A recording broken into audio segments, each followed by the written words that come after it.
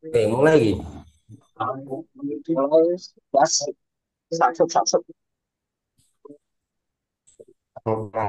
Jadi sedikit mengulang dari pertemuan 2 minggu sebelumnya, yang seminggu sebelumnya kita nggak jadi libur, tentang game teori atau teori permainan gitu kan. Nah, teori permainan ini dikembangkan oleh dua orang matematikawan, yaitu eh, yaitu John von Neumann dan Oscar Morgenstern. Nah, inti daripada game teori ini adalah bahwa menjadi sebuah antitesa terhadap analisis ekonomi klasik. Nah, kalau ekonomi klasik itu setiap keputusan oleh individu didasarkan pada preferensi, pengetahuan, keyakinan yang dimiliki oleh individu tersebut. Teori dalam hal ini membantah perspektif pandang tersebut. Dia mengatakan bahwa setiap keputusan yang diambil dalam permainan apapun itu bentuknya tidak sepenuhnya didasarkan pada preferensi individu satu player saja, tapi juga dipengaruhi oleh strategi maupun pengetahuan daripada player lain. Nah, singkatnya itu tentang game teori.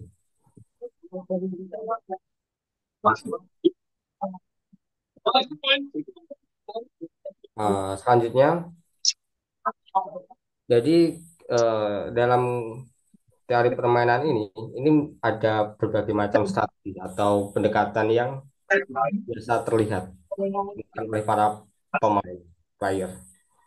Yang pertama adalah kooperatif dan non kooperatif. Kalau kooperatif itu dia bekerja sama, yang non kooperatif berarti dia tidak bekerja sama.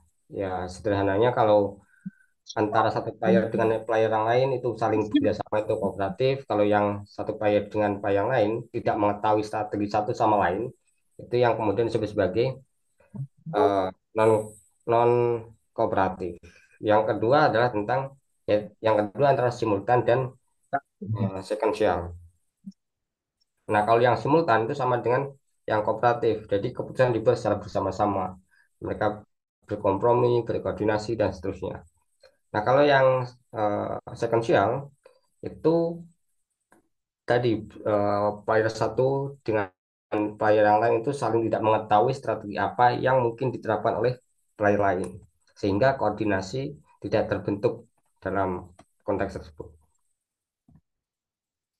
Nah, ini ada elemen-elemen dasar dalam game teori. Ada pemain, playernya, ya subjek ya, nounnya.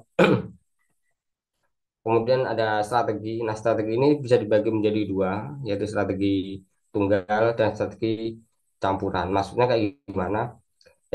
Jadi kalau strategi tunggal itu satu player hanya mempunyai satu strategi saja yang bisa untuk dia terapkan. Nah, kalau strategi campuran, jadi player punya berbagai macam strategi yang dia yang bisa dia pilih berdasarkan probabilitas hasil yang diharapkan dengan kondisi atau situasi yang tertentu pastinya. Yang ketiga adalah payoff atau hasil hasil bisa material maupun non material. Dan yang paling penting adalah informasi. Nanti tentang strategi dan informasi akan lebih dibahas di selanjutnya. Nah, ini tentang macam-macam informasi. Ada informasi tak sempurna, ada informasi yang sempurna. Ini nanti mempengaruhi bagaimana player akan mengambil keputusan atau dalam konteks kebijakan ya kebijakan apa yang akan diambil seperti itu. Informasi yang sempurna itu, informasi yang tidak sempurna itu adalah seperti kita bermain poker itu kan. Bermain poker itu kan kita tidak tahu lawan sedang pegang kartu apa. Atau misalnya kita sedang bermain apa Mobile Legends misalnya, kita kan tidak tahu tuh posisi lawan di mana, mereka sedang berkumpul atau tidak itu kan ada kondisi-kondisi yang kita tidak tahu. Nah, itu yang dikatakan sebagai informasi yang tidak sempurna. Kemudian ada informasi yang sempurna, informasi yang lengkap. Kita tahu secara runtut tahap-tahap strategi tindakan yang dilakukan oleh player lain. Contohnya seperti kita bermain catur. Nah, kita kan berhadapan-hadapan tuh ketika bermain catur. Kita tahu sebelumnya tim apa player lain, player lawan itu menggerakkan bidak yang mana, bidak bidak yang apa, jalannya kemana. Nah, informasi-informasi itu juga. Selain daripada informasi tentang strategi yang digunakan oleh player lain, juga informasi tentang payoff-nya hasil. Informasi yang tidak sempurna itu seperti kita bermain judi atau ya lotre semacam itulah. Nah, kita tidak tahu nih hasil apa yang didapatkan kan bisa kambing, bisa kulkas macam-macam tergantung lotre kita jatuhnya di mana. Kalau informasi yang sempurna, payoff-nya jelas. Ketika kita menang, probabilitas keberhasilan apa, payoff apa yang kita dapatkan itu nampak. Nah, itu nanti mempengaruhi strategi. Nah, sekarang coba kita amati diagram ini nih. Atau diagram apa? Tabel. Tabel tentang dikatakan sebagai Pioneers Dilemma atau eh, dilema narapidana gitu lah. Nah, di sini ada dua narapidana dengan dua kemungkinan yang paling utama atau tiga lah, tiga kemungkinan. Dua narapidana ini mereka adalah sekelompok orang atau ya misalnya dia orang yang bekerja sama lah. Sebelum dia menjadi narapidana, ketika dia melakukan tindakan melanggar hukum, dia lakukan bersama-sama. Misalnya, sama-sama kelompok pencuri, ada dua orang misalnya, sama-sama mencuri. Nah, singkat cerita, ketika ketahuan orang tersebut diintegrasi lah oleh oleh penegak hukum polisi misalnya. Nah, pasti ketika diinterogasi, setiap daripada individu tersebut tidak mengetahui apa yang disampaikan oleh orang lain. Misal si A sama si B yang dicontohkan. Si A diinterogasi sendiri, si B diinterogasi sendiri. Si B tidak tahu apa yang akan dikatakan oleh si A, dan si A tidak tahu pula apa yang dikatakan oleh si B. Nah, konsisten sama-sama tidak tahu. Tapi ada payoff yang sama, yaitu eh, apa keberhasilan hukuman apa yang mereka dapatkan. Nah, di sini ada skemanya, yaitu yang terjadi ketika narapidana tersebut sama-sama diam, artinya ya sama-sama tidak mengakui, maka sama-sama akan mendapatkan hukuman 2 tahun. Nah, tapi ketika yang satu mengakui dan yang satu tidak mengakui, maka yang mengakui lah yang mendapat hukuman lebih 10 tahun. Dan yang tidak mengakui bisa bisa dibebaskan. Dan situasi yang keempat adalah sama-sama mengakui. Jadi sama-sama jujur. Jadi hukuman tersebut dibagi menjadi dua. Dalam kondisi idealnya adalah pasti ketika kita mengetahui apa yang disampaikan oleh narapidana yang lain, ketika narapidana A mengetahui apa yang akan disampaikan oleh narapidana yang lain, maka pasti mereka akan memilih untuk sama-sama tidak mengakui, sama-sama berkhianat, sama-sama tidak jujur, agar mendapatkan hukuman sama-sama 2 tahun. Itu kan kondisi idealnya. Tapi tidaklah mungkin mereka sama-sama ingin dihukum 2 tahun. Pasti ada egosentris dari setiap individu yang menginginkan payoff lebih, yaitu bebas. Nah, bagaimana cara agar narapidana satu daripada narapidana itu bebas adalah salah satu di antara mereka harus mengakui. Nah, singkatnya seperti selanjutnya adalah Nash equilibrium atau keseimbangan Nash dikembangkan oleh John Nash. Nah, jadi equilibrium ini adalah sebuah kondisi di mana seseorang atau player tidak dapat mengambil atau memilih strategi lain. Nah, yang pertama ada jenisnya, strategi murni atau Nash equilibrium murni. Nah, ini terjadi kayak contohnya yang tadi nih. menggunakan pendekatan nas yang murni ekologi itu adalah di mana tidak ada pihak yang menyimpang. Jadi sama-sama mengaku, yaitu antara narapidana A dan B sama-sama mengakui dengan konsekuensi payoff-nya 5 tahun 5 tahun. Atau yang kedua, yang eh, kondisi bahwa ada salah satu yang tidak mengakui atau diam tadi kalau konteksnya ini apa narapidana tadi. Dan itu pasti ditentukan dengan asumsi bahwa probabilitas payoff-nya itu lebih sama atau apa jadi eh, keseimbangan campuran atau campuran nas ini itu kondisinya tidak ada yang tahu satu sama lain, tapi harapan atas utilitasnya sama, yaitu sama-sama ingin bebas. Tapi kembali lagi, payoff-nya di sini, payoff berapa tahunnya ini mereka tidak tahu. Itu yang menjadi titik tekan dari nas equilibrium. Nah, ini ada yang kalau tadi dilema narapidana, yang titik tekannya adalah salah satu pasti ingin bebas, maka akan terjadi pengkhianatan. Tidak ada koordinasi atau non koordinasi. Nah, kalau yang stanghan ini adalah tentang yang kebalikannya yaitu koordinasi. Kondisi di mana antara dua player itu berkoordinasi supaya mendapatkan payoff yang sama-sama baik lah daripada standarnya. Nah, kita bisa lihat di sini antara pemburu apa rusa sama pemburu kelinci.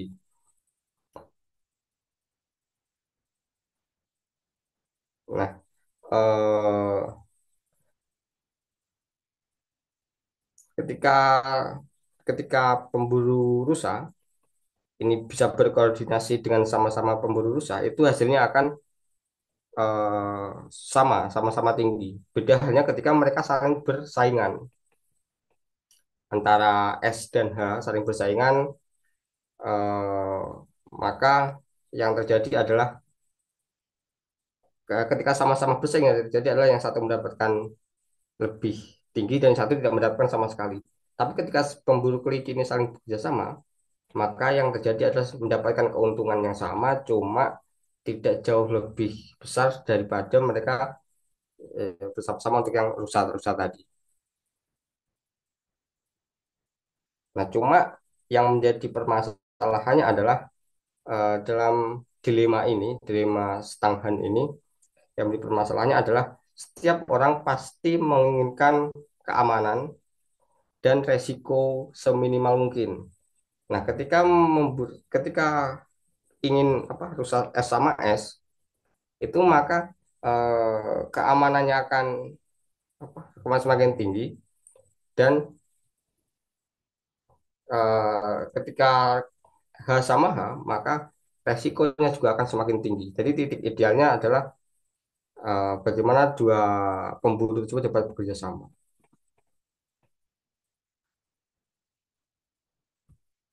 Yang selanjutnya eh, tentang koordinasi dan titik fokus. Nah, di dalam hal ini terdapat titik tekan atau dalam melakukan koordinasi dalam game teori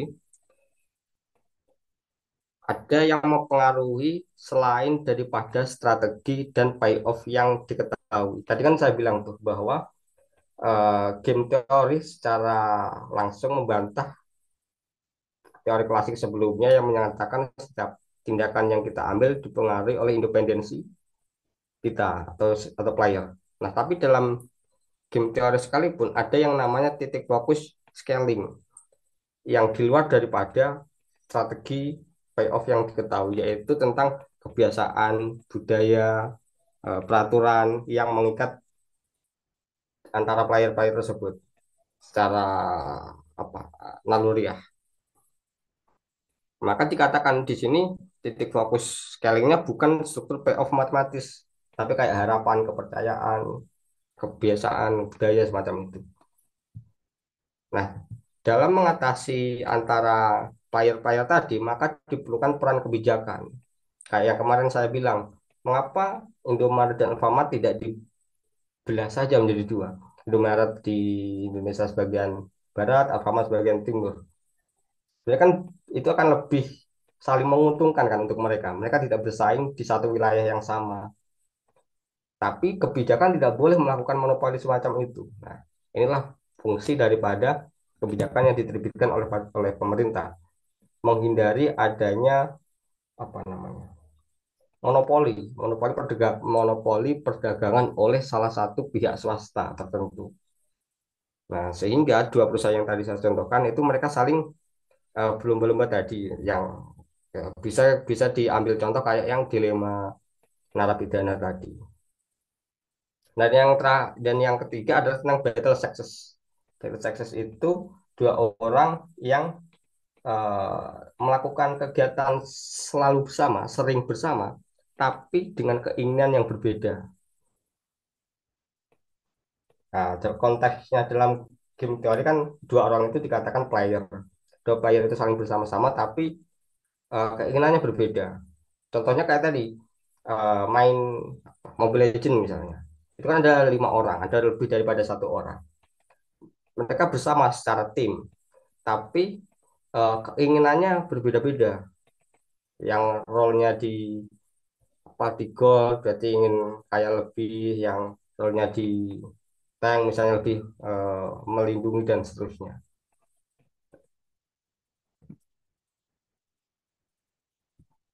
Nah, yang selanjutnya tentang repeat game atau kerjasama dalam jangka panjang.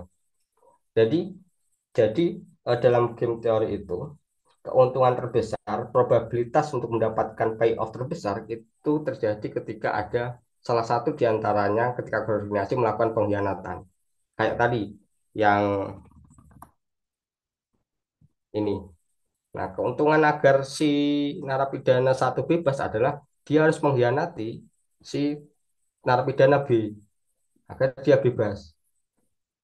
Nah, kondisi itu tidak eh, itu yang kondisi tersebut tidak akan mencapai repeat game karena tidak jangka panjang, karena terjadi pengkhianatan. Nah, ini yang menjadi titik tekan untuk mencapai repeat game adalah eh, cukup sabar untuk menghasilkan payoff yang besar. Yang pertama ada salah satu konsepnya adalah Green Tiger Strategi. Jadi dua orang paya-paya tersebut itu bekerja sama eh, sampai salah satu di antara mereka ada yang mengkhianati. Lalu diberikan hukuman. Maksudnya diberikan hukuman itu ketika terjadi game teori yang titik tekannya adalah koordinasi, itu mereka menjalin koordinasi sampai salah satu dari mereka mengkhianati, dan ketika salah satu dari mereka mengkhianati maka dia mendapat hukuman. Hukuman maksudnya di cut off oleh oleh si player yang lainnya.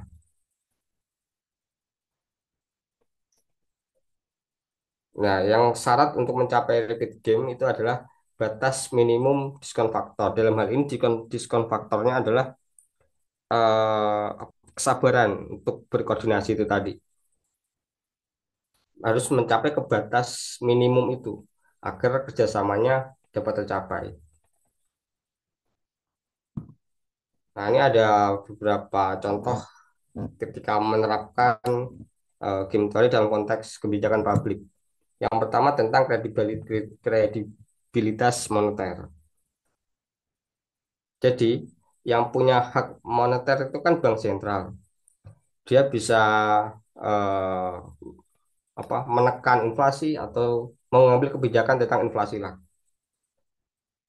Nah, dalam hal membangun kepercayaan publik terhadap bank sentral, nah bank sentral dalam membangun kepercayaan publik kepada bank sentral, publik kan tahu payoff, tahu kan, tahu bahwa bank sentral punya kemampuan untuk menekan inflasi, itu payoffnya.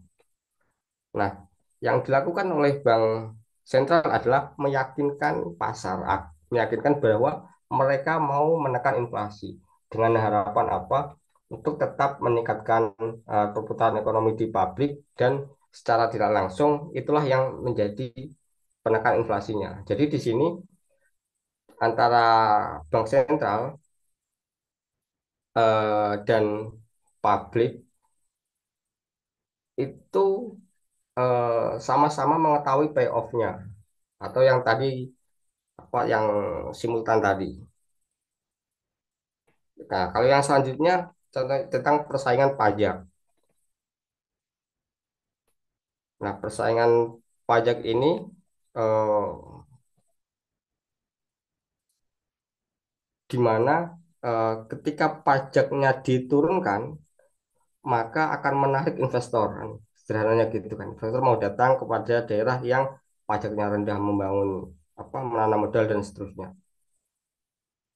Nah, bagaimana supaya eh, sebenarnya kayak yang eh, apa yang narapidana tadi, setiap daerah pasti ingin membawa investor datang dengan menurunkan salah satu caranya dengan menurunkan pajaknya.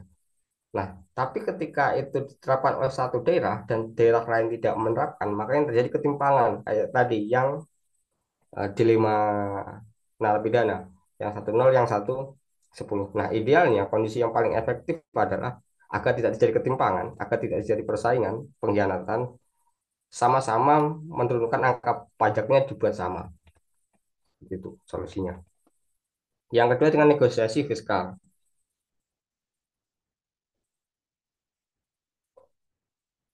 Ah, jadi dalam game teori menentukan negosiasi fiskal itu eh, ketika ketika decision maker mengambil keputusan, mengambil kebijakan tentang kebijakan fiskal, eh, yang mereka lakukan adalah misalnya seperti ini, eh, menurunkan suku bunga, misalnya suku bunga dalam untuk menjaga inflasi lah, contohnya.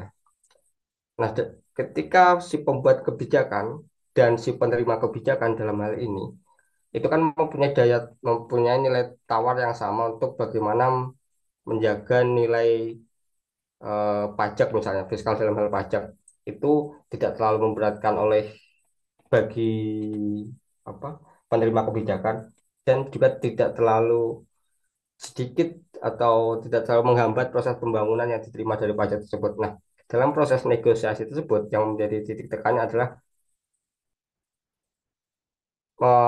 menentukan strategi yang tidak yang player lain dalam hal ini misalnya pembuat kebijakan dalam membuat strateginya itu menekankan pada eh, hal apa yang tidak diketahui oleh siapa oleh penerima kebijakan. Nah, tujuannya agar kebijakan tersebut dapat memiliki kekuatan dan diterima pada akhirnya. Ya, itu singkatnya tentang game teori. Ya, terima kasih.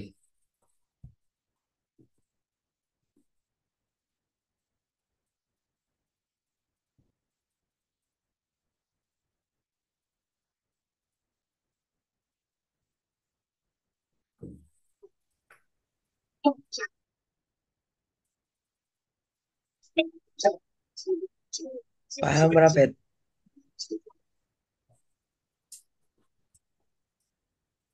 Gimana? Ada yang ingin memberikan komentar?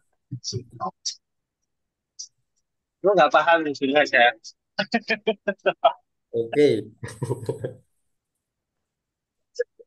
di mananya?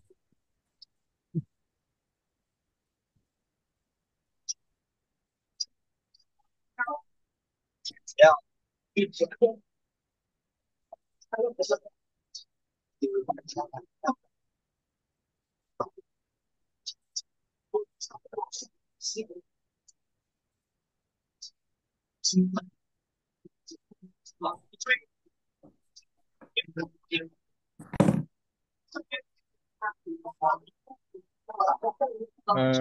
Aku tertarik di game yang informasi terbuka dan tidak terbuka. Aku mau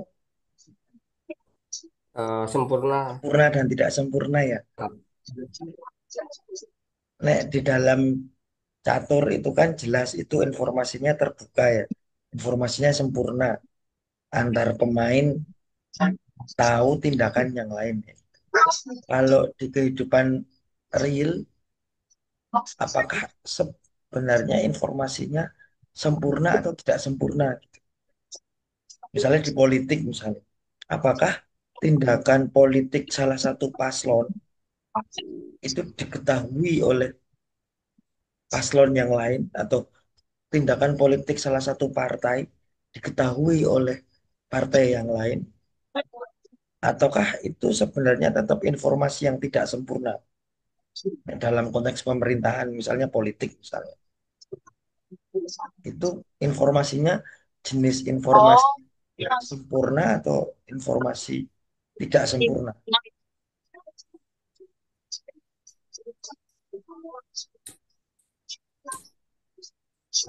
Menurut Robert, saya Robert memahami konsep informasi sempurna dan tidak sempurna apa enggak? Paham ya? Informasi sempurna misalnya kayak catur. Aku main catur kalau Robert. Aku tahu langkahnya Robert sebelum-sebelumnya apa. Robert tahu langkahku sebelum-sebelumnya apa. Aku dan Robert sama-sama tahu aturan catur, sama-sama tahu probabilitas di dalam catur, sama-sama tahu strategi catur. Kan informasinya sempurna, terbuka seluruhnya. Itu kan dalam contohnya kalau tadi informasi sempurna dicatur. Pertanyaanku, nah informasi tidak sempurna ya tidak semua orang tahu. Nah, tidak semua player tahu. Nah, di dalam politik misalnya atau ya termasuk pengambilan kebijakan politik pemerintahan dan sebagainya itu apakah jenisnya informasi sempurna atau tidak sempurna? Hmm. Apakah tapi nek menurutku kok itu jenis informasi sempurna karena tindakan yang diambil oleh salah satu paslon atau salah satu partai itu pasti ada pembocor di sisi lain. Tindakan yang dilakukan oleh Amerika, Cina itu pasti tahu. Tindakan yang dilakukan oleh Cina, Amerika pasti tahu. Karena masing-masing negara memasang mata-matanya di negara yang lain. Nah, kalau menurutku ya itu informasi tidak sempurna. Nah, meskipun ada mata-mata ini kan tidak semua informasi itu pasti akan didapatkan oleh si mata. Dan untuk informasi tertentu yang itu pengaruhnya sangat besar gitu ya. Itu kan pasti hanya segelintir elit yang memutuskan. Ya kan playernya ya endingnya elit-elit juga toh, Bet. Ya, Elit ketemu elit toh. iya. Tapi kan di dalam elit-elit itu kan tidak mudah untuk diambil informasinya oleh si mata-mata itu. Sehingga informasi itu menjadi tidak sempurna.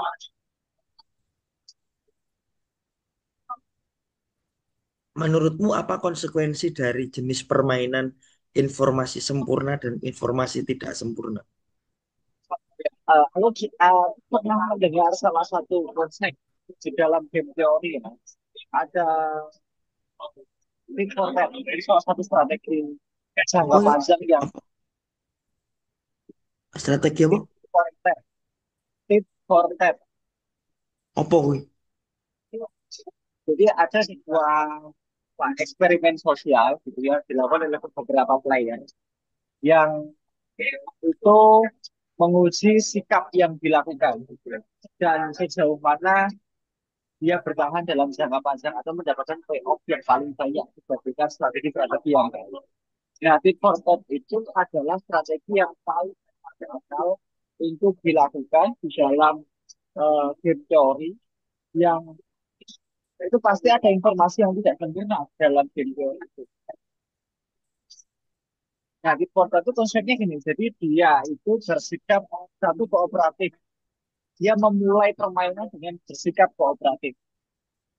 Dan selanjutnya dia akan merespon bagaimana feedback yang diberikan atas kooperatif atas atas sikap dia pada game selanjutnya. Nggak ada kan di dalam fenomena sosial kan ada banyak game gitu. Gamenya kan terus muncul begitu. Nah, di dalam memulai game, tim Fortnite itu dia pasti memulai dengan kooperatif. Dia bersikap baik. Gitu. Tapi kemudian ketika dia eh, direspon dengan tidak kooperatif atau dikhianati, dia akan merespon dengan dikhianati. Nah, ketika dalam game selanjutnya, misalnya lawannya itu kooperatif, dia di game selanjutnya juga akan kooperatif. Ya Jadi dia nggak ada strategi baru no. Misalnya influencer ya. Safi'i mau jadi seorang artis, influencer YouTube. Safi'i memulai ya dengan tidak kooperatif, dengan attacking, dengan dengan begitu dalam dalam eksperimen itu pasti tidak jangka panjang. Dia payoff itu apa? Hasilnya ya, ah, hasil yang didapatkan itu pasti eh ranknya itu lebih rendah daripada yang di proses. Jadi itu hasil berarti hasil berarti kooperatif itu jelek, tidak jangka panjang. kooperatif itu bagus. Kooperatif itu bagus, tapi tidak selalu kooperatif. Jadi yang kita membuka game dengan kooperatif, kemudian di game-game selanjutnya kita mengikuti respon yang diberikan kepada kita. Ketika lawan kita tidak kooperatif, berarti di game selanjutnya kita tidak kooperatif dengan teman itu. Misalnya, kerjasama pertama antara Indonesia dan Rusia. Kooperatif. Indonesia pasti kooperatif. Kemudian di game selanjutnya ada pengkhianatan yang dilakukan oleh Rusia misalnya. Nah, di game selanjutnya pasti Indonesia tidak kooperatif dengan Rusia. Nah, ketika ada game lagi, Rusia kooperatif, Indonesia akan kooperatif lagi.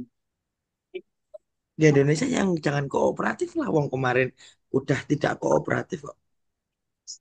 Nah, berarti ketika tidak kok, jadi ketika ketika di game ini dia lawannya kooperatif, di game selanjutnya kita akan kooperatif.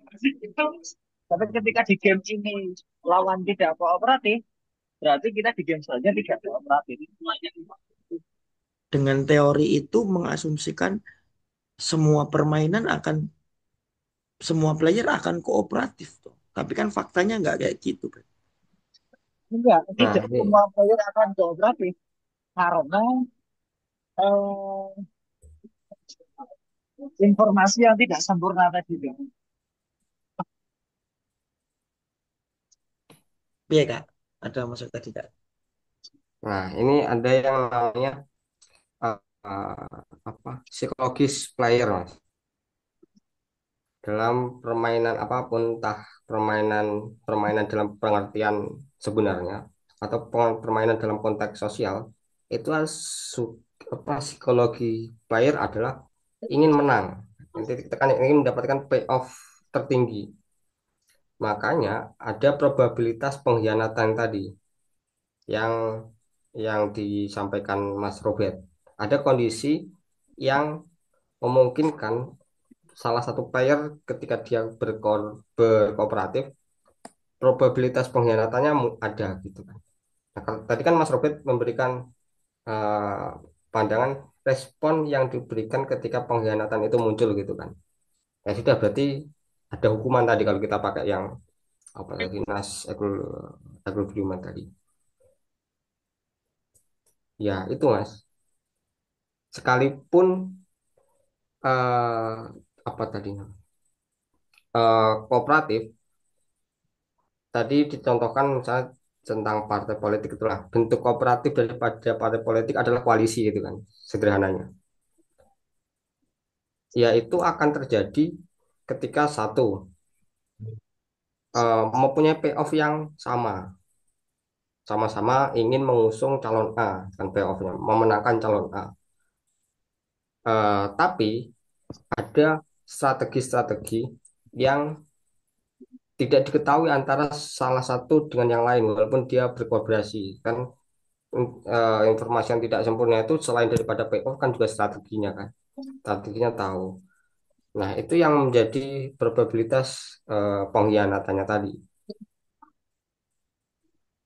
Aku mau nyontohin kasus P3 gagal masuk Senayan.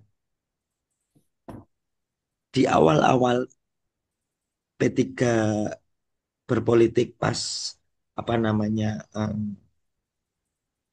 Jokowi wajahnya ke Ganjar lah saat itu. Sebelum Jokowi ke Prabowo ya, Jokowi masih ke Ganjar. P3 itu kan kooperatif dengan Jokowi. Sehingga P3 memulai langkah politik Pilpres 2024 kemarin dengan ya wes ngikutin kemauan Jokowi, Jokowi arah condongnya ke Ganjar saat itu ada rambut putih segala macam. Akhirnya si P3 mendekati Ganjar dan seterusnya. Dekat dengan PDI dan seterusnya. Dalam perjalanannya terjadi gejala politik lah ya, standar lah ya. Terjadi pengkhianatan-pengkhianatan kan standar di politik. Jokowi mengkhianati Megawati dan ya kita semua udah tahu lah. Kemudian muncul Jokowi mendukung Prabowo berubah arah, kemudian muncul MK, kemudian muncul Gibran dan sebagainya lah kita udah tahu. Terjadi belokan politik. Dalam konteks game teori ini, P3 itu memulai dengan kooperatif. Oke. Kemudian dia salah langkah tuh. Dia kekunci. Dia tidak bisa balik badan. Tidak mungkin P3 tiba-tiba balik mendukung Prabowo misalnya saat itu. Itu hitung-hitungan game politiknya lebih rumit lagi mungkin bagi P3. Sehingga ya udahlah, dia memaksakan melawan kekuasaan, mendukung Ganjar, memaksakan kekuasaan. Awalnya berharap jadi wapres. Di endingnya pun dia ditikung dengan Mahfud yang dijadi wapres, bukan P3 yang jadi wapres. Itu kan udah dua kesalahan yang dilakukan oleh P3 yang hingga akhirnya dihukum P3 dengan tidak masuk Senayan hingga saat ini. Ditambah ada hukuman kemarin muktamar nggak jelas kayak gitulah Mardiono segala macam lah itu hukuman selanjutnya. Nah, kekooperatifan P3 yang diambil oleh P3 nggak tahu ya apakah para pemain P3 dalam mengambil langkah politik yang mereka lakukan kemarin payoff-nya gagal gitu kan. Dalam kasus ini kan payoff yang dilakukan oleh P3 kan gagal dengan memulai dan kooperatif dan selalu kooperatif. Ketika Jokowi kooperatif ikut Ganjar. Ketika di Ganjar oke lah mungkin kita nggak mendukung kekuasaan, nggak mendukung Jokowi Prabowo oke, tapi kita minimal dapat wapres cawapres ternyata ditikung Mahfud nggak kooperatif juga dengan PDI-nya. Akhirnya di situ apa ya ketika bermain game tapi kooperatif itu ya gagal gitu. Di game itu tidak boleh kooperatif gitu. Di game itu kamu harus apa ya istilahnya melawan gitu, mengambil mengambil resiko lah kayak gitu bahasanya. Lawan dari kooperatif kan berarti mengambil Itu resiko. mengambil risiko. Nah, coba gimana kamu Kooperatif pun juga menanggapi ada resikonya. bel ini bel ini. Kooperatif itu sudah ada resikonya. Resikonya dikhianati tadi itu. Dan dia akan membalas di game selanjutnya. Untuk tidak kooperatif dengan dia mengkhianati. Tapi ketika dia memilih tidak kooperatif, lawan sudah tahu kita akan tidak kooperatif. Justru ketika kita dari awal tidak kooperatif, tidak akan pernah diajak, Mas. Kan orang akan mengasah orang-orang yang bisa kooperatif. Ya, Nah, kalau itu prinsip prinsip dalam permainan. kalau orang dari awal sudah tidak bisa kooperatif, kan tidak akan diajak di dalam permainan. Jadi startnya adalah kooperatif, kemudian dalam perjalanannya di game-game selanjutnya dia mengikuti eh, respon apa yang diberikan oleh lawan mainnya. Nah, itu dianggap sebagai strategi yang bisa bertahan dalam jangka panjang. Yang payoff-nya akan lebih banyak dibanding yang kooperatif terus, atau yang tidak kooperatif terus, atau yang kooperatif tidak kooperatif, kooperatif tidak kooperatif, atau sebaliknya. Yang terpola, gitu. Yang terus kayak misalnya negatif. Itu kooperatif Ya. terus. Nah, itu payoff-nya tidak akan lebih tinggi daripada yang dia ber Golkar. yang lain kayak yang Heeh. NPD. Misalnya oke, kita bandingkan PKB. PKB itu tindakan-tindakannya Caimin itu payoff-nya rendah. Ya, karena dia selalu kooperatif. Oke, Dia tidak akan pernah jadi payoff partai tadi besar dia tidak akan presiden. dapat payoff besar ya. Ya, Dia tidak bisa jadi PDI, dengan pola strategi begitu dalam game ini dia nggak bisa. tapi PKB akan long lasting, akan jangka panjang mainnya. Ya, ya dia akan jangka panjang, maksudnya dia eh, akan selalu terlihat gitu bahwa dia pasti akan melakukan kekuasaan terus gitu. Dan itu juga tidak baik gitu, dalam game. Kenapa tidak baik? Ya, karena dia pasti tidak akan jadi pemain apa yang mendapatkan ketertinggian itu. Dan dia selalu kooperatif.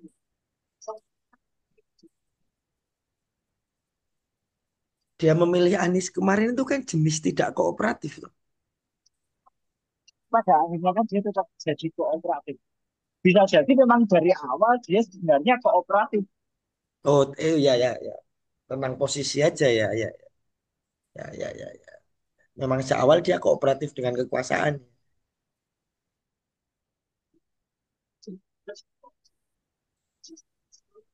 Itu kan informasi yang tidak sempurna tadi itu.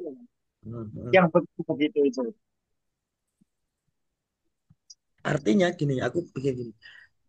Game teori itu kan sebenarnya ujungnya malah matematika kan ini kan berangkat dari matematika gitu.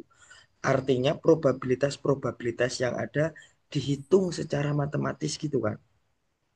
Sebenarnya kan kemudian ada persamaan segala macam hitung-hitungan angka matematika sampel dan sebagainya dan sebagainya. Cuma dalam konteks game sosial ya terutama game pasti sosial lah, pasti manusia. Sisi apa psikologi manusia itu kan nomor satu. Sisi emosi manusia, sisi eh, apa, pengambilan kesikap manusia, penarikan kesimpulan manusia itu kan variabel-variabel psikologis yang tidak bisa dimatematiskan. Ya, Itu yang menjadi lawan dalam tanda kutip dari game teori. Game teori mencoba mematematiskan probabilitas pilihan-pilihan dalam game, tapi manusia punya sisi non matematis yakni psikologinya. Ya tadi ada emosi, ada masa lalu, ada kenangan, ada pengambilan keputusan. Kalau di Islam ada istikharah. Istikharah bagian dari variabel lawan dari game teori di dalam permainan gamenya orang Islam. Karena ada variabel istikharah. Aku mikirnya gitu sih.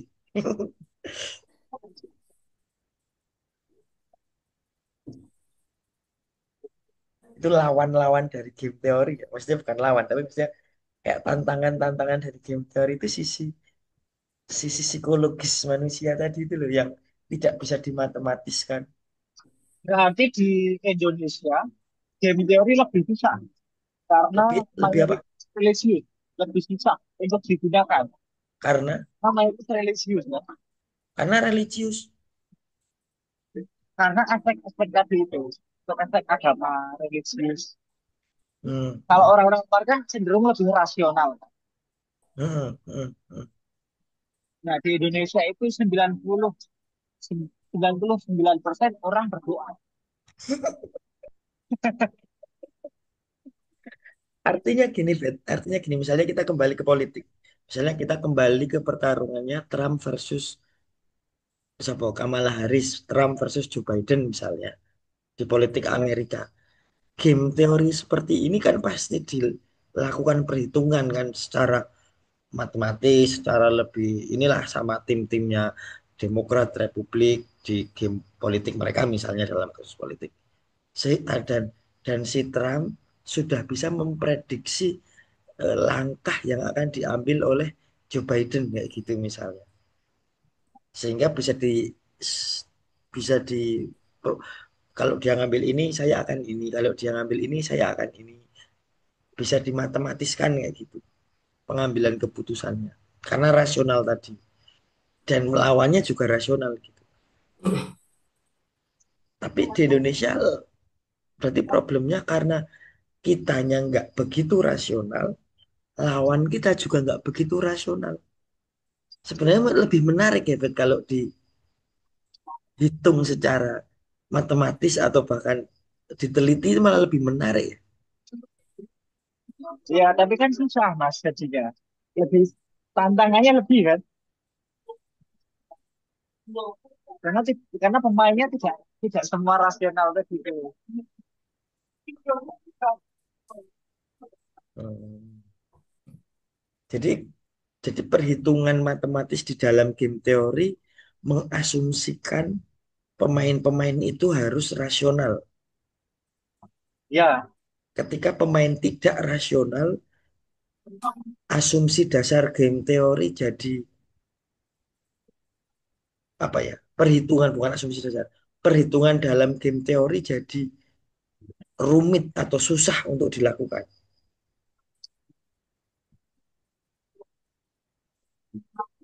itu salah satu tantangan dari game teori kan itu. Kita tidak rasional.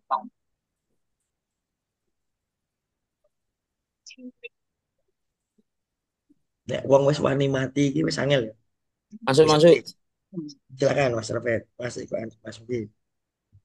Ya, tadi memahami ya.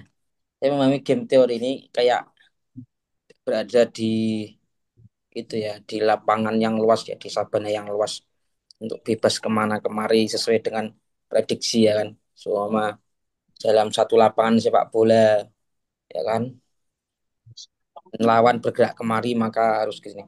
Nah, kalau dalam game itu kan biasanya ada rules of the game ya, ada aturan-aturan dalam permainan. Apa posisi aturan ini dan bagaimana aturan ini disepakati para pemain game gitu ya. Gimana? Eh, kembali jawabannya rasionalitas. Ketika pemainnya rasional, dia bisa mengikuti aturan. Tapi ketika pemainnya tidak rasional, Pertanyaannya aturannya itu yang buat siapa, yang disepakati apa gitu. lah itu karena rasionalitas tadi. Ketika misalnya kasus misalnya Gibran misalnya lah ya yang di dalam konteks politik. Kemudian ada kasus 40 tahun segala macam itu MK segala macam. Itu kan konteks di mana pemainnya tidak rasional kan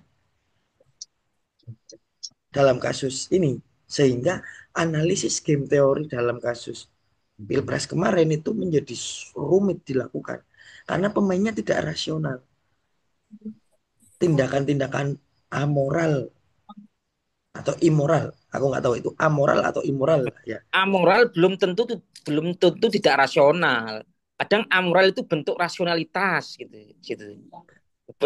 Amoral itu amoral dan irrasional itu berbeda. Amoral adalah nilai yang disepakati. Kalau rasional itu adalah logika yang muncul antara sebab akibat kausalitas gitu ya. Di menerobos values atau menerobos nilai-nilai moral ini itu belum tentu tidak rasional. Bahkan itu mungkin sangat rasional untuk mengambil keculasan dan moral yang ditinggalkan gitu. Ini aku masuk. Silakan. Pertama, dalam game apapun itu moralitas tidak dipakai. Ya, nggak ada standar moral kan. Yang adanya tadi peraturan, rule of rule of the game-nya kan yang digunakan. Nah, tadi ada pertanyaan, di mana posisinya dan siapa yang membuat, siapa yang menyepakati gitu kan. Jadi rule of the game itu adalah aturan yang memaksa pemain harus berada di koridor mana gitu kan. tadi dicontohkan tentang Pilpres kemarin. Ada aturannya, nggak boleh apa harus minimal melewati thresholdnya untuk partai politik bisa mencalonkan calon gitu kan. Sehingga memaksa orang-orang untuk atau kelompok-kelompok untuk memenuhi itu dulu sebelum bermain sebagai prasyarat. Atau misalnya ada peraturan batas minimal usia ditentukan gitu kan.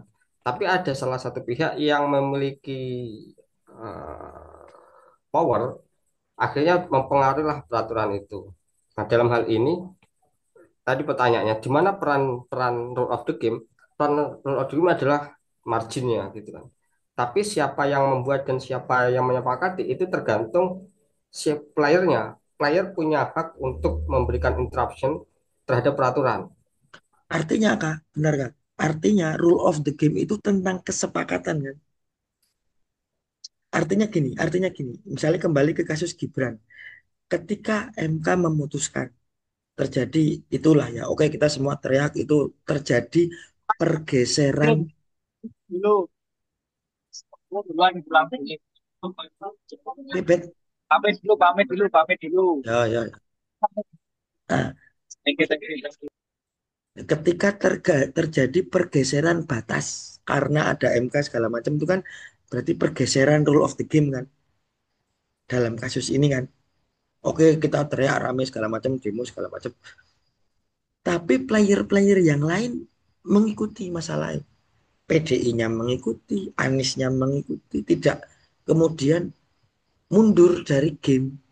Artinya amoral di dalam perubahan aturan itu, meskipun itu amoral, tapi disepakati oleh player-player yang lain, semua player bahkan, semua partai politik, semua player, semua pemain gitu. Artinya apa ya? Kata kunci dari game teori itu kan, apa kata kunci dari rule of the game itu kan tentang kesepakatannya. Kalau dalam politik Indonesia mungkin kesepakatannya relatif bisa diatur dalam tanda kutip tentu saja oleh KPU misalnya. Tapi bagaimana dengan politik internasional? Apakah PBB menjadi polisi rule of the game yang kuat atau bahkan tidak kuat sama sekali? Ya tidak kuat. Atau Amerika misalnya, Amerika apakah bisa jadi rule of the game dunia Ya Amerika yang menjadi lord of the game-nya. atau Semua bilang berubah sama semua sekali? bilang bahwa Palestina tidak boleh diganggu dulu. Sampai sekarang nggak ada. Berarti rule of the game yang di PBB adalah rule of the game semu. Rule of the game sejujurnya adalah negara Amerika itu sendiri. Nah, konsekuensi dari rule of the game yang shaky gitu ya, rule of the game yang berubah-ubah, maka kalau kita mau menggunakan game teori, hitung-hitungan game teorinya jadi tidak baku. Wong aturannya aja berubah-berubah, Nah, itu kan ini Mas, itu jadi susah. ini PBB itu kan terdiri dari berbagai macam bangsa kan. Kita bisa mengistilahkan sebagai bentuk kooperatif berbagai macam bangsa membentuk nilai-nilai keadilan, kesejahteraan segala macamnya Hmm, itulah. hmm, hmm. Nah, muncullah PBB bentuk kesepakatannya. Nah, ternyata pada perjalannya waktu yang tadi Mas Mubin sampaikan, aktor utamanya tetap kayak tadi, maka potensi probabilitas pengkhianatan itu akan semakin tinggi tuh. Pengkhianatan terhadap bentuk kooperatifnya itu nanti.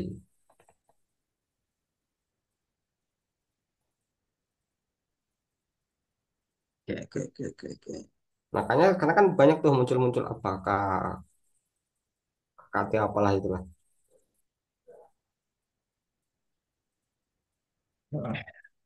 Berarti ini variabelnya saling berkelindan dan saling mempengaruhi ya. Game teori sebagai satu set aturan, kemudian rule of the game sebagai bordernya, kemudian player-player bermain di dalamnya. Ketika rule of the game-nya shaky, berubah-ubah garisnya, maka hitung-hitungan matematis game teorinya jadi shaky. Playernya jadi susah dalam mengambil keputusan. Itulah susahnya ketika permainan tanpa rule of the game yang statis gitu ya. Kalau konteksnya PBB itu rule of the game-nya statis, Mas. Kan Kalau hak konteksnya veto, apa? rule of the game-nya itu udah statis tentang hak veto. Itu kan sudah ditentukan jauh-jauh jauh jauh Oh, lalu. dalam konteks PBB, rule of the game-nya menurutmu udah statis. Udah statis hak veto itu kan ya sudah ditentukan sejak awal kan. Nah, cuma yang menjadi permasalahan adalah setiap player kan pasti ingin keadilan kan, Hmm. diperlakukan sama oleh peraturan. Nah, itu yang menjadi permasalahan sekarang. Atau ya, bukan permasalahan sekarang, ya permasalahannya itulah dalam bentuk kooperatif itu. Maka ketika kesadaran itu udah terdistribusi oleh semua anggota, semua player yang ada di dalamnya, nah pengkhianatan akan makin tinggi lagi tuh di Hmm. komunitas itu, di kelompok itu. Hmm. Nah, tinggal kita konteksnya ke Palestina lah karena yang ramai itu lah. Yang sering digunakan hak vetonya kan untuk hal itu. Memang aneh, Nah, memang bahwa PBB membuat rule of the game gak veto itu sebuah keanehan yang disepakati. eh, Boleh nggak kita mempertanyakan rule of the game PBB yang mendasar itu? pemenang perang kedua kan yang punya hak veto itu yang mau bikin kan Berarti mereka. artinya kita bisa menggeser rule of the game itu hanya dengan perang, tidak dengan yang lain. Tidak, tidak mas. Pasti itu, pasti dengan perang. Dirikan khilafah. Itu kan tentang strategi itu. Nah, strateginya US dan Israel itu kan bagaimana agar perang di Gaza tetap lanjut itu kan dengan menggunakan hak veto. Nah, si lawannya itu kan harus punya strategi lain tuh.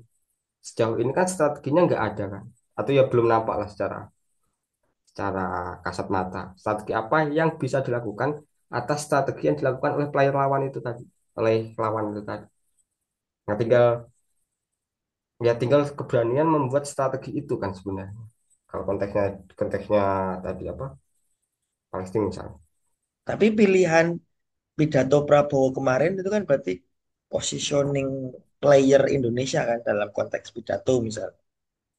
Itu ya sudah dua kaki sih itu menurutku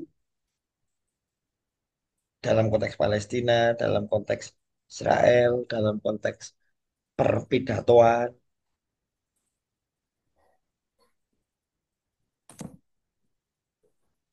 Itu kooperatif atau non kooperatif? Susah menganalisis positioning Indonesia kemarin. Kooperatif. Nuansanya itu kok kayak nuansa pro Israel kayak gitu.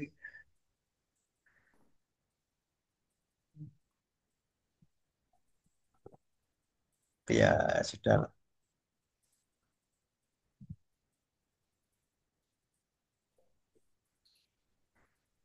Nanti intinya apa game teori ini gimana? Apakah harus ada rulesnya atau tidak ada rulesnya?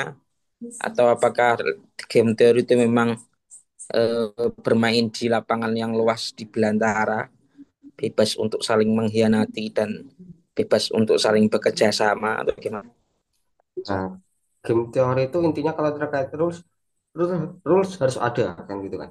Dalam konteks apapun kan peraturan tata cara kan harus ada kan. Terlepas Rimba itu ada terlepas rulesnya apa enggak kah? gimana? Rimba, hutan, itu ada rulesnya apa Nah, enggak? rimba maka itu tadi ketika permainan itu tidak ada peraturannya, maka yang terjadi hukum rimba kan. Pasar bebas. Nah, ya, Pasar salah bebas satunya itu itulah. ada aturannya apa enggak? Peraturannya selagi menguntungkan kan, selagi tidak membunuh, selagi tidak itu aja kan peraturan. Tapi Berarti aturan berarti pasar bebas itu rulesnya moralitas. ya liberty, Ya ada moralitas dalam pasar Ya Makanya ada. kamu yang untung, aku yang rugi. Kamu yang mati, aku yang hidup. Oh berarti itu Iya. rules-nya pasar bebas, survival of the fittest itu berarti itu udah rules nomor satu itu.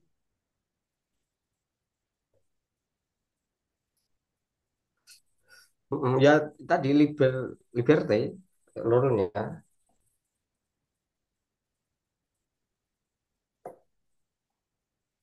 Nah, tapi kan ketika itu diimplementasikan dalam konteks teritori negara-negara tertentu kan negara-negara itu punya punya otoritas untuk membuat aturan. Ya, di Indonesia misalnya nggak boleh ada bandar judi yang berdiri di kasino, Aku malah kan aturan-aturannya. berpikirnya gini, ketika ada sebuah game dengan banyak aturan, pilihan-pilihan strateginya itu kan sedikit kan.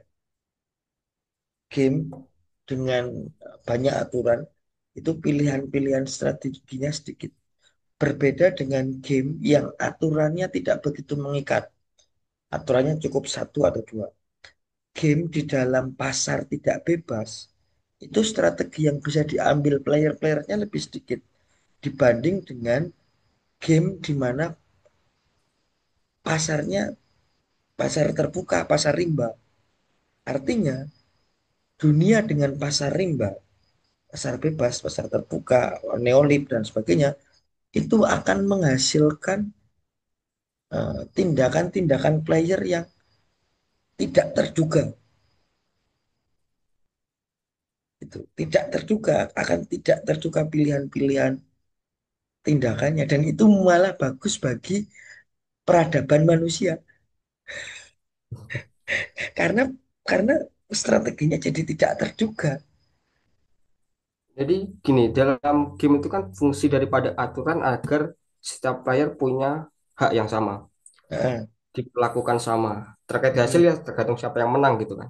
Tapi heeh, haknya harus sama, kesempatannya harus sama. Nah, dengan meniadakan aturan, maka mereka yang punya modal besar, punya heeh. resource besar, Prinsip kapitalisme potensi potensi keberhasilannya akan semakin tinggi daripada mereka yang tidak punya resource ya, besar kan kecil. Jadi akhirnya tapi dibuatlah peraturan. ya itu betul, itu prinsip kapitalisme betul.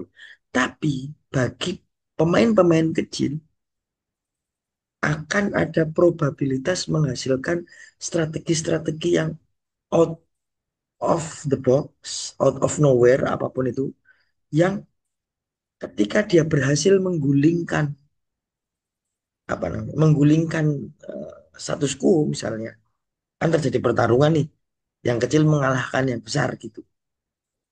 Oke, yang besar punya modal besar, tapi aturannya apa? Tapi modal besar kan bukan jaminan dia menang.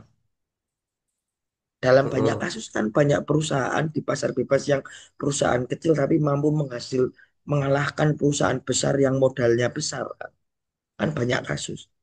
Di situ titik-titik menariknya drama di dalam pasar bebas. Ada banyak startup-startup yang mampu menggulingkan perusahaan besar yang modalnya lebih besar ya. Kalau itu jadi film lebih menarik.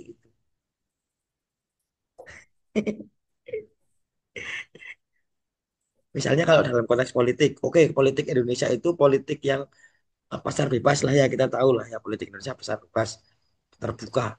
Nah, ketika ada PSI yang mampu mengalahkan PDI nanti suatu saat nanti misalnya itu akan jadi cerita yang bagus, akan jadi ilmu yang bagus, akan jadi heroisme yang bagus.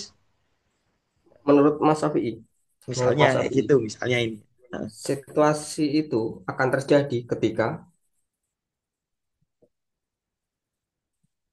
biar nih, situasi itu PSI menang lawan PDIP itu terjadi ketika misalnya yang kecil kalau menang eh, lawan besar gitu. Rule of the game-nya berubah. bukan rule of the game-nya berubah, tapi antara PDI dan PSI diberikan hak yang sama, diberikan kewajiban yang sama, diberikan ambang batas yang sama. Ya berarti kan rule of the game-nya berubah ya, dalam konteks apa itu tadi? Enggak, Permain peraturannya mendapatkan dana yang sama, berarti kan keuntungan yang sama, 20%. probabilitas yang sama.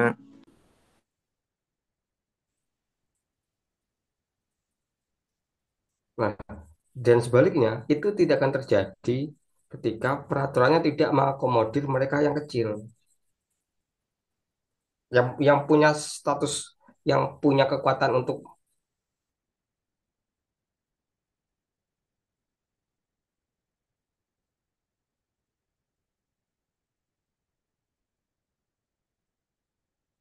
Sing nge-lag aku sorry.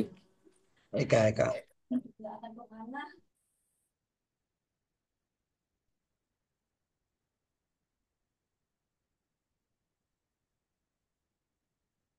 Hmm.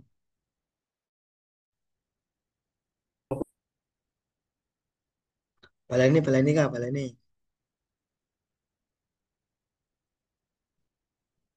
Mute, mute, mute. yo, yo, tadi tentang ini kan PSI dan PDIP kan. Hmm. Suatu situasi apa sih yang bisa membuat PSI suatu saat nanti bisa menjadi partai besar mengalahkan PDIP gitu kan istilahnya. Nah, Misalnya, situasi itu akan terjadi ketika baik PSI ataupun PDIP diberikan hak yang sama. Tadi kayak sekarang ambang batasnya sama, 20% itu kan.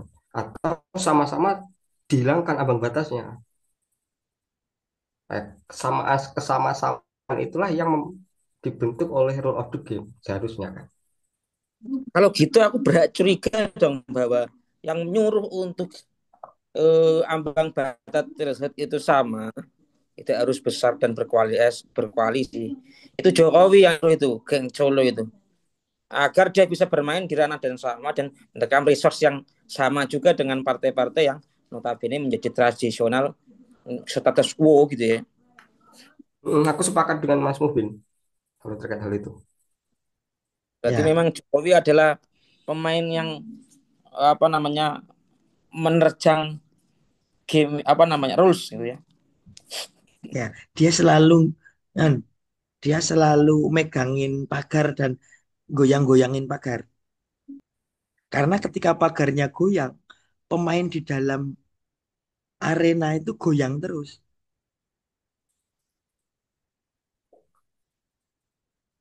Atau tidak ada pemain baru yang bisa masuk ke arena. Karena dia megang pagarnya, megang rulesnya tadi, megang.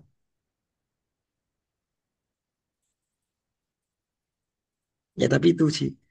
Eh,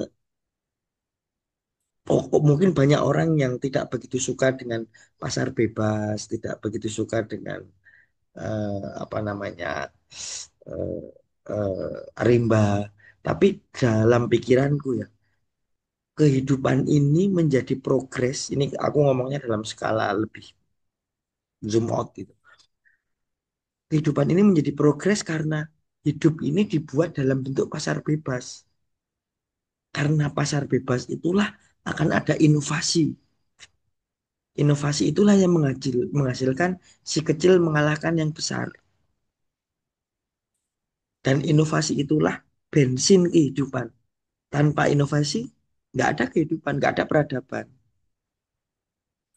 Jadi Iya, iya, iya. bensinnya Itu kan peradaban adalah inovasi dan akan lahir dengan bagus di kultur pasar bebas. Aku pendukung neolib ini aku. itu kan HA ya kan, hak hipotesis alternatif, hipotesis alternatifnya bebas kan seperti itu kan, agar yang kecil bisa mampu bersaing dan seterusnya. Tapi kan realitas resource itu tidak bisa dibantah kan. Yang punya resource banyak punya banyak kesempatan untuk gagal Ya, kan. ya, kalau probabilitas namanya orang modal besar tentu probabilitas menangnya besar. Tapi ketika Habermas, ketika apa namanya public spare-nya udah apa istilahnya emansipatoris gitu, yang artinya itu adalah pasar bebas itu. Emansipatoris public spare-nya Habermas itu kan pasar bebas. Disitulah mungkin yang kecil bisa mengalahkan yang besar dengan inovasi. Dan itu menjadi cerita yang menarik akan di berbagai bentuk ya. Grimsby ngalahin MU, PSI ngalahin apa namanya PDI, apalagi startup ngalahin perusahaan MNC, grup besar kayak gitu misalnya, dan sebagainya kayak gitu. Yang kecil akan bisa mengalahkan. Nah, jadi ada teori yang namanya teorinya John Rawls tentang jadi apa namanya? Lupa aku. Tentang ketidakadilan itu boleh dilakukan untuk mereka yang lemah. Misal, kalau pasar bebas itu kan semua orang bisa bersaing secara pure kan, baik model besar maupun model kecil. Nah, dalam John Ross itu tadi, si yang kecil itu harus diberikan perlakuan istimewa agar bisa bersaing, dan si yang besar tidak diberikan perlakuan itu. Itu kan bentuk ketidakadilan kan. Tapi itu diperlukan untuk menstimulasi si yang kecil itu agar mereka Afirmasi. bisa bersaing. Ya logikanya kayak logika dalam feminisme lah, dalam gender, studi gender, feminisme 30% kuota perempuan DPR kayak gitu-gitu kan. Nah, itu bentuk emansipasi, bentuk apa? Afirmasi. Tapi aku penganut yang pasar bebas. Biarlah terbuka sehingga ketika yang kecil berhasil mengalahkan yang besar itu jadi ilmu yang sangat berharga. Di tengah kondisi yang besar punya modal segala macam. Ketika PSI bisa mengalahkan PDI, di tengah PDI punya modal itu misalnya, itu jadi cerita yang menarik. Jadi ilmu yang sangat bermanfaat. Ada ada clash of civilization, ada clash of level ya kan Sebenarnya Mas. kan kita sudah punya punya historis itu kan Mas. Partai kecil tiba-tiba mengalahkan partai besar kan kita sudah punya historis itu kan. PKI itu kan. Ada pemilu yang keberapa itu. Dia langsung bisa masuk itu kan, empat besar. Ya mungkin saja itu terjadi kan yang tadi Mas Rafi inginkan.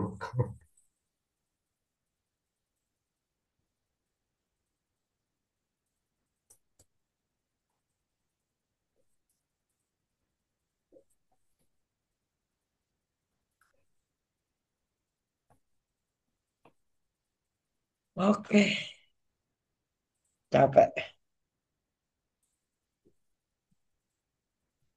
Yes, apa meneh? Intinya turunkan Fufu Fafa. Fufu Viva, Fufu Viva.